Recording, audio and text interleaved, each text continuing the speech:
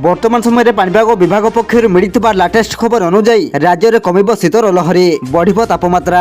वर्तमान राज्यर किछि स्थान में राति तापमात्रा बढ़ुवा बेले अन्य किछि स्थान में तापमात्रा ह्रास पाई। आसंता काली ठारू राज्य में राति पारद स्तर धीरे धीरे बढ़िया आरंभ होब। आसंता 4 दिन मध्य राति तापमात्रा 2 ରୁ 3 डिग्री पर्यंत बढ़ी पारे। तेणु दिनर सर्वोच्च तापमात्रा 32 डिग्री रहिबो, सर्वनिम्न राति तापमात्रा 14 डिग्री मध्य रहिबो बोली सूचना देछि पाणीपाग विभाग। तेबे आसंतु आजिर पाणीपागर विस्तृत खबर उपरे नजर पकाइबा, किंतु ता पूर्वरु वीडियो को गोटे लाइक करंतु एवं वीडियोटी को आपण मानक सांगसाथी मानकु अधिकरु अधिक मात्रा रे शेयर करंतु। जदि आम चैनल रे आपण प्रथम थर वीडियो देखुछंती ताहले एबे ही चैनल को सब्सक्राइब करी पाखरे थिबा बेल आइकन को प्रेस करी ऑल नोटिफिकेशन को ऑन कर रखंतु, जहा द्वारा आगकू पाणीपाग संबंधी लाटेस्ट अपडेट आपण माने सर्वप्रथमे आम चैनल माध्यम पाई परिबे। भुवनेश्वर पाणीपाग विज्ञान केन्द्र पूर्वानुमान अनुजाई आज शीत आहरी कमिब, कारण राज्यर सर्वनिम्न तापमात्रा 2 ରୁ 3 डिग्री पर्यंत वृद्धि पाइबा संभावना रही।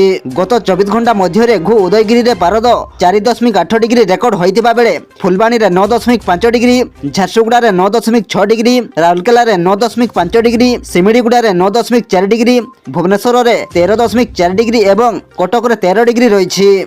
राज्यर आभ्यंतरीण और पश्चिम ओडिशार किछि अंचल एबे भी ठंडार परिमाण जारी रही। घु उदयगिरी ठारे सर्वनिम्न तापमात्रा 4.8 डिग्री रेकर्ड होईछि। तेबे बालेश्वर, भद्रक, जाजपुर, केन्द्रापड़ा, कटक, जगतसिंहपुर, खोर्धा एवं पुरी जिलार किछि अंचल में कुहुड़ी दृश्यमान होगा संभावना रही। तेणु गाड़ी चालकों को सुरक्षित भाव गाड़ी चालाण करने सूचना देछि प्रशासन।